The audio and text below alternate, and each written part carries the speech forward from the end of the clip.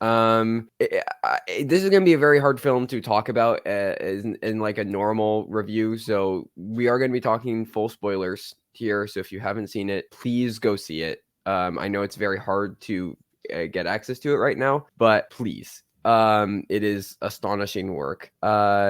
So yeah, if you haven't seen it, go seek it out, return to this, or don't, if all that you get from this video is just to watch the movie, that'll be enough.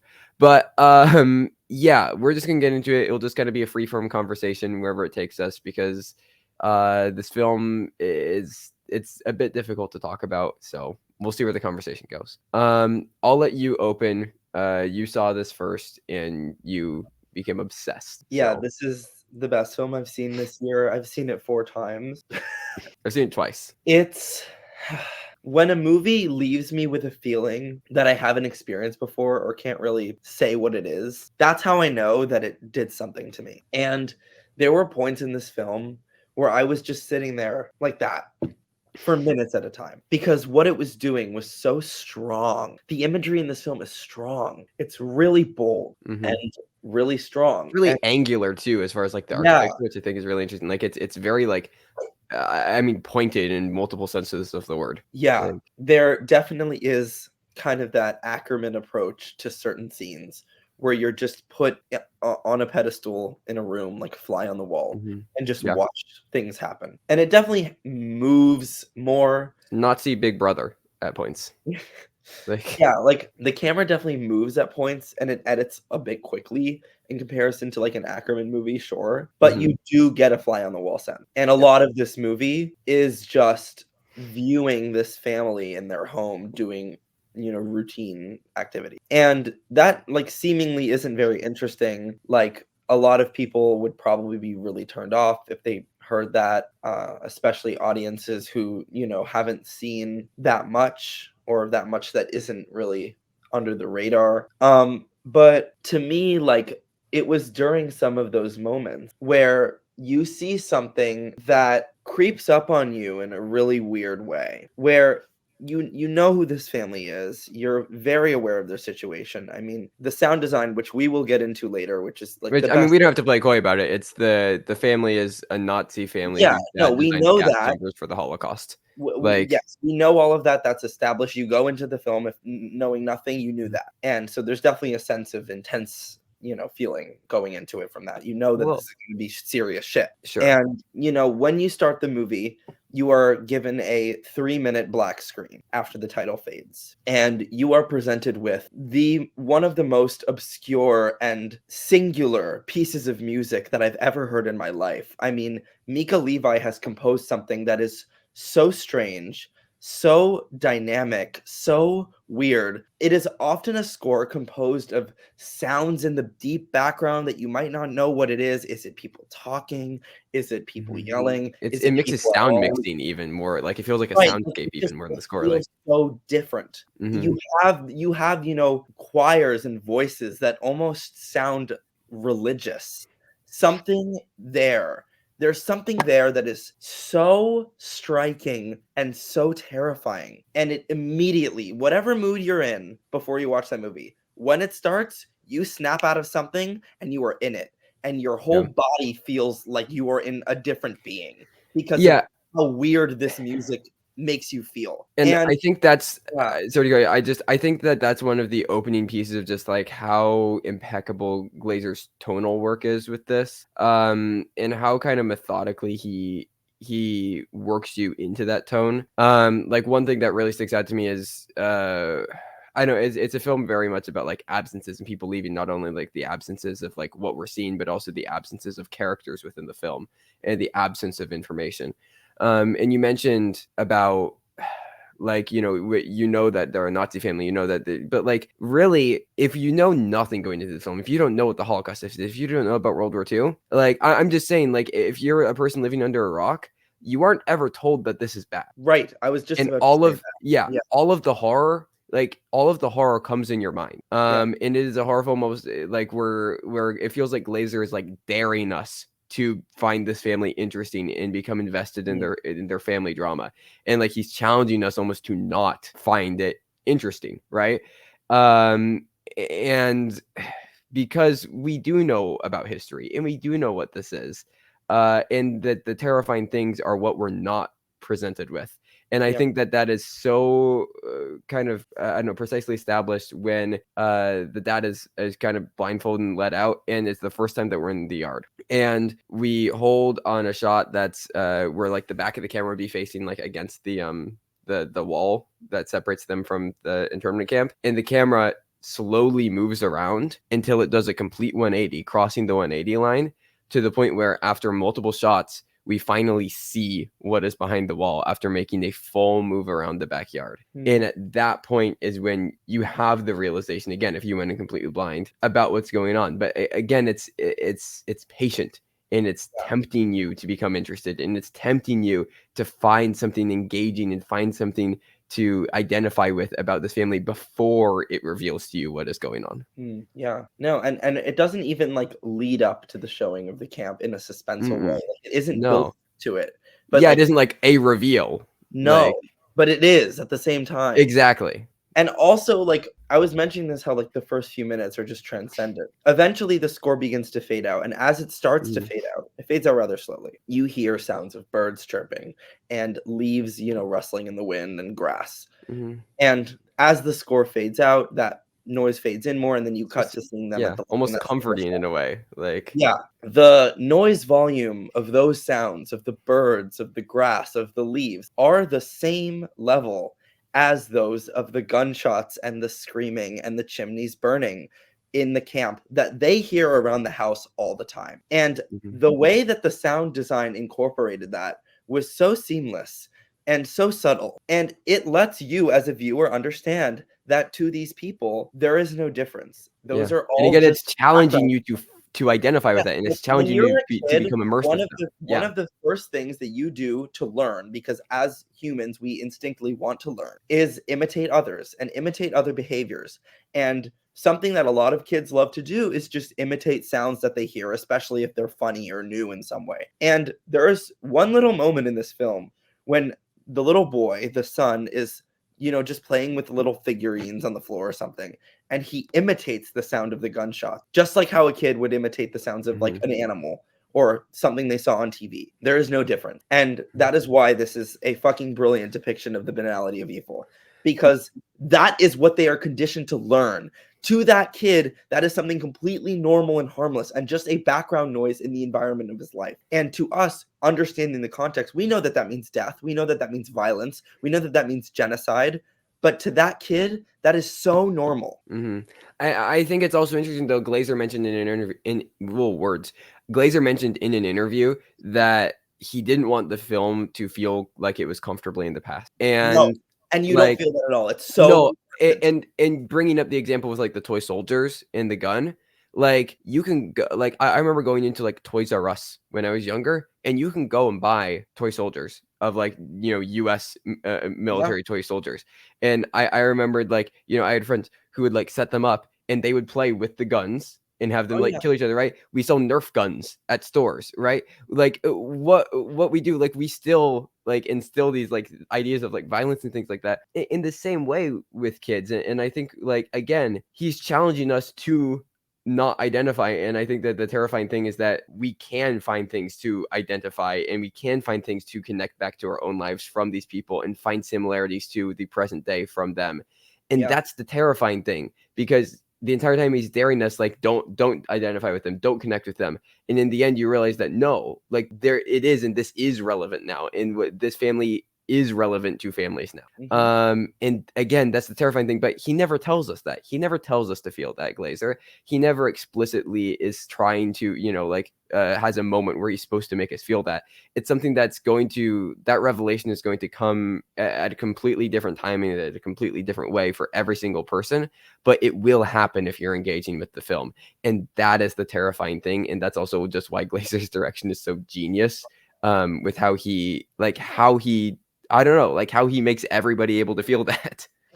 I know. It's insane. Like, even just thinking about your daily life. If you choose to put a piece of trash in one garbage can instead of another, or decide to not recycle something that isn't whatever, that is something that like it's internalized, it's normalized in our society, that, a lot of these trends about environmentalism are trends or something that people talk about on the news for 2 weeks or social media for 2 weeks, and then no one remembers. And it just becomes a part of our system to continue the way we used to, because to us, it doesn't matter like at all. It doesn't mean anything. And I think that even though we aren't like directly contributing to a genocide in the same way, I think that's a situation that's obviously a bit more apparent and upfront. There are little things like environmental crises, or as you said, just like Nerf guns and the way that certain violent ideologies are instilled in American society. These little things that sure aren't of the same magnitude, but still are like definitely replicating this idea of the banality of evil. And Glazer like allowing an audience member to think about their own life and their own regulatory practices in such a like haunting way that creeps up on you, that everyone who engages with the film, as you said, gets. That's like a masterpiece. Yeah. Right?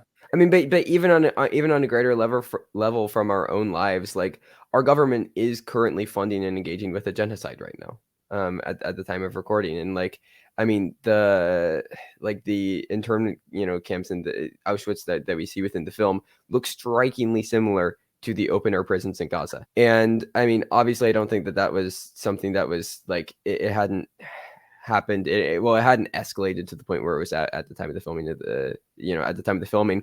But that's just one example of many genocides going on right now, and many apartheid states that are happening right now, and many wars that are happening right now, and that have been happening over the last decade. These things still happen, and a lot of them are ignored and not talked about. And again, that is what is so terrifying, how we move through our lives almost completely unaware of all of these things that are happening, and almost like we're blissfully ignorant in a way to how many people are dying every single day from war and genocide and apartheid states. And like, I don't know, it's just on rewatch especially, like something just absolutely broke within me just thinking about, like, it's a historical film, but it's really so timeless, this work.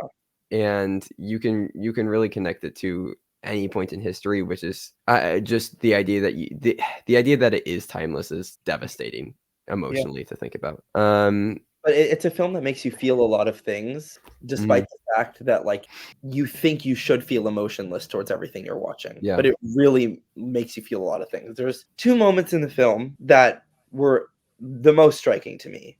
One was actually kind of 2 separate moments where you have this kind of reverse negative black and white color. Yeah, the negative shot. Yeah. The negative shots in black and white. And there's something that glows about certain white lights, and most of it's black. And there are these 2 scenes of a maid who I believe is either Jewish or definitely doesn't stand for what the family she's working with stands for. Yeah, Like, I think she's implied to be Jewish, but I'm not entirely sure. It's not clear. I mean, we're not really supposed to know, but either she's part Jewish or something, and she's hiding it very well. So you see these scenes of her. I just looked at they're Jehovah's Witness, but we're also persecuted. Like it wasn't. It was majority Jewish people, but it was anybody who was minority, basically, like Black, queer, Jewish, any other religion, like socialist, communist, everything. Yeah. So there are 2 moments where you see her putting apples or pears in dirt or in landmines, or like areas where they knew that the prisoners would be working. And during those scenes, as I said, they are shot in this negative black and white color where everything is extremely dark except for some random objects and like smoke and maybe clouds. And the music in these scenes is really interesting. You have like maybe a half a second of music, and then it does a sharp cut to no sound at all. And then that lasts for a half second. And then a half second of music. And it's the same exact half second that you heard before. And that repeats for about a minute. And there is something about that structure and what you hear in that music that is fucking terrifying. It is so low and dark, and the pitch is extremely down, and it's meant to be really mean and tough, but it's choppy. And whenever you aren't hearing it, you're craving it. And it is a brilliant showcase of how when we see something good happening, when we see something that is the opposite of the banality of evil, it's someone going out of their way to do something good when surrounded so much by the banality of evil. It's an act of goodness and kindness. The screen is negative. Everything goes the other way, because to the people around her, that is absolutely evil. And that is the banality of evil. But in their world, their way of living has been completely normalized, which is why that visual storytelling is fucking brilliant and just so fucking memorable. Like, I could think about that music and the imagery that you see in those scenes for such a long time. And in the first one, it's intercut with a scene of the father reading a story to his daughters to put them in bed. And it's just like the innocence of staying at home, the comfort of that, of being with your kids, of telling a fairy tale or a nice kid story with someone going out of their way to be outside in the open during a war in a concentration camp. It's like, that's negative, that's bad, that's dark. But my contributions and my work and my amazing lifestyle and my regulatory practices are comforting and chill. And Yeah. just that whole thing is mind-blowing to me. Yeah, I think a lot about cinema as a language. And I think that every film is trying to teach you a language. And if you're engaging with it and you're understanding what the film is doing, then you're learning the language. And I think that really just contributes to the subjectivity of film. I mean, because like if you think about film as an objective and things that can be objectively good, then that implies that there is an objective standard that is the best film. But I often find that the objective standards of what are the best films are just the films that are the most safe. And how are you to judge something like The Zone of Interest under that? So that is why I really find every film to be subjective. And everybody's opinion is entirely valid, because it's just how much you understood the language, and not everybody's going to be able to understand every language. Now some films are going to be better at teaching you the language, and some films might be worse at teaching you the language. But some people might still understand language from a worse teacher. Some people might not get it from a good teacher. And that I think every opinion on it is valid no matter what. There might be some people who might not even be willing to learn the language before they see the film, or people who are overeager to learn the language might fill in some gaps in their head. Regardless, I think where I'm going with this is that, like, I think if you really engage with the film, and as we talk about this first couple of moments, Glazer is so good in this film and in Under the Skin as well, which is one of our, for both of us, one of our favorite films ever made. He establishes his language and teaches us his language for that piece of film so quickly, but so subtly, to the point where you don't even realize that you know the language, but all of a sudden, Subtly, but in kind of a scary and haunting right, way, where it lures you in a really terrifying but just immediately way. you But it's subtle. yeah, but then just immediately the language, and then it's almost like he uses your knowledge of the language against you for the rest of the film. Because if you don't know the language of the film, what's going on won't be as terrifying or as haunting. No. But if it's almost like he's, as you said, he's lured you in, like he's tricked you into, like, oh, you engage with the film and you learn the language quickly. So now I'm going to use your knowledge of that language to haunt you and horrify you and terrify you and to break you for the rest of the film, because I know that you have the language. And for people that don't engage and don't understand the language immediately on, and don't understand Glazer's cinematic language, then like it might not be as effective, and it might not be as emotionally devastating. But for the people who did get the language, and that doesn't say like, oh, we got the language, that means we understand the film better than you. Like, no, again, it is entirely subjective. If the film isn't for you, it isn't for you. It's whatever. But I like filmmakers that reward people who are in with the film, rather than trying to stay as broad as possible to engage with as many people as possible. Filmmakers who are so honed in and precisely define their vision to the point where, like, they're going for people who understand their language and who speak their language of cinema. And I think both of us just very directly, like, we speak Glazer's language of cinema. We really identify with his language of cinema.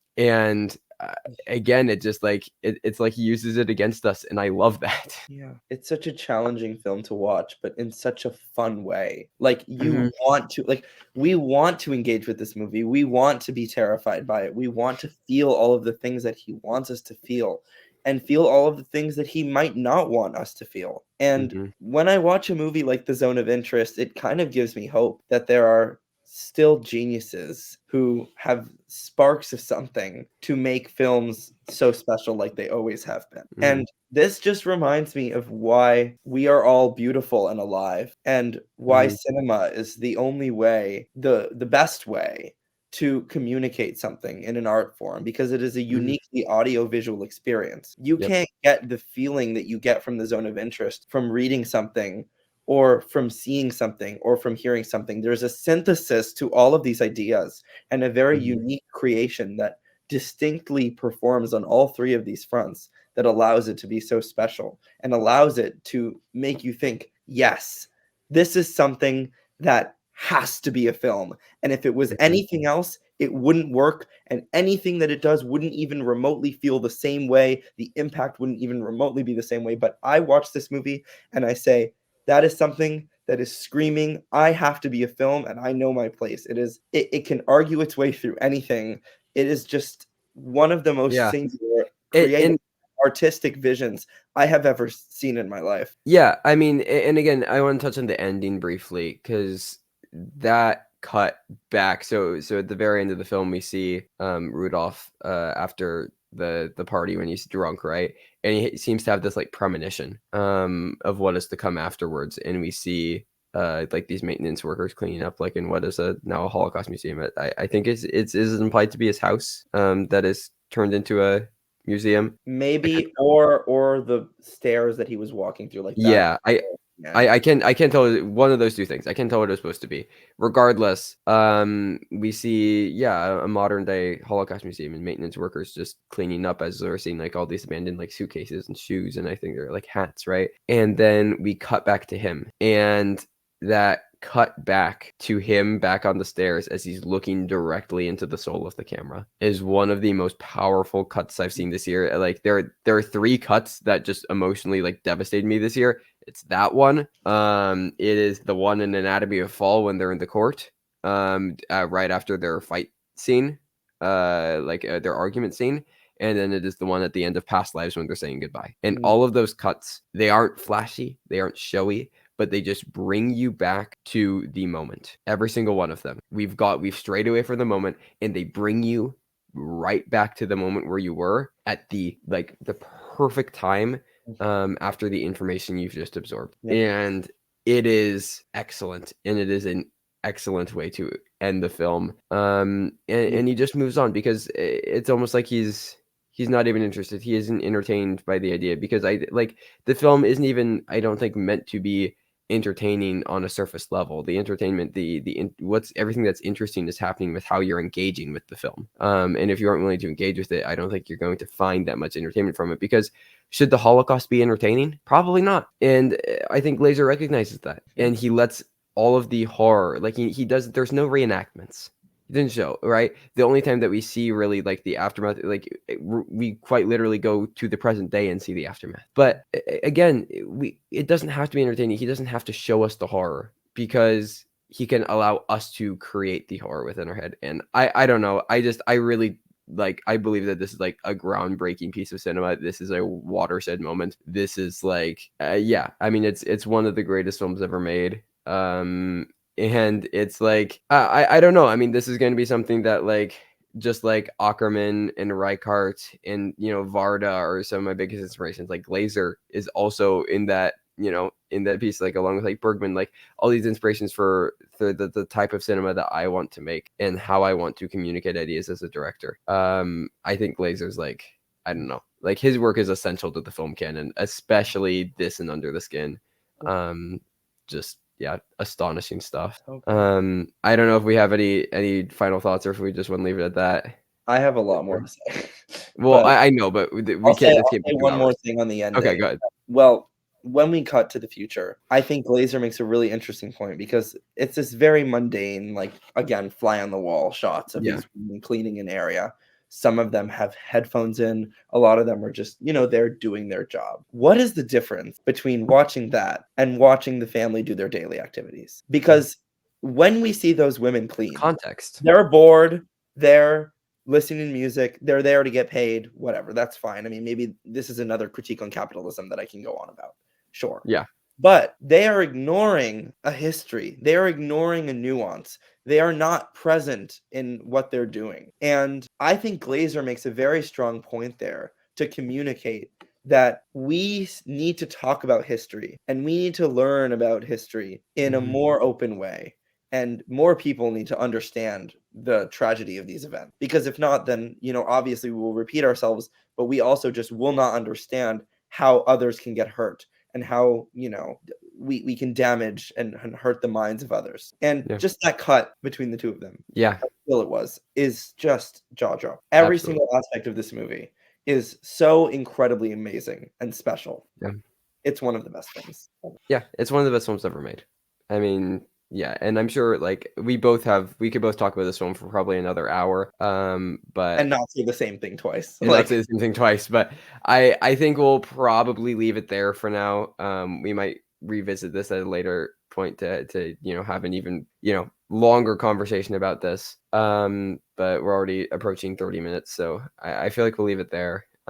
But yeah, please see this film. I don't know why you would have watched this far if you haven't, but if you have for some reason, still see it. Yeah, I mean, let me know what let us know your thoughts. I'd love to hear more perspectives on the film, because there's so many different ways to engage I've with loved every single interpretation I've read. I mean, yeah, no, it's an excellent piece of just art. Like it's incredible. I mean, I don't even feel the need to talk about awards with it. It should get nominated for literally everything. yeah, it should. And hopefully hoping it gets a Best Picture nomination, I which think it will. I'm holding out hope. I think it will. I think Glazer will get nominated, but in reality, they should be getting like 15 nominations if we're being completely serious.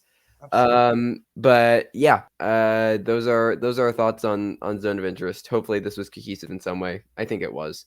I hope so. But yeah, no, we'd love to hear your Yeah, interpretation. this is our favorite film of the year, so this is really a big one. Yeah, I mean, it means a lot to me, and I think just going forward, like I know it's a lot of It's a people say benchmark. it's too soon to say something like this, but this would be in my 10 favorite movies of all time. Like, Yeah, that's fair. it I just mean, would. I had that. I had that with After Sun last year, where Yeah. I think it's just essential, like one of the greatest things I've ever seen. So yeah.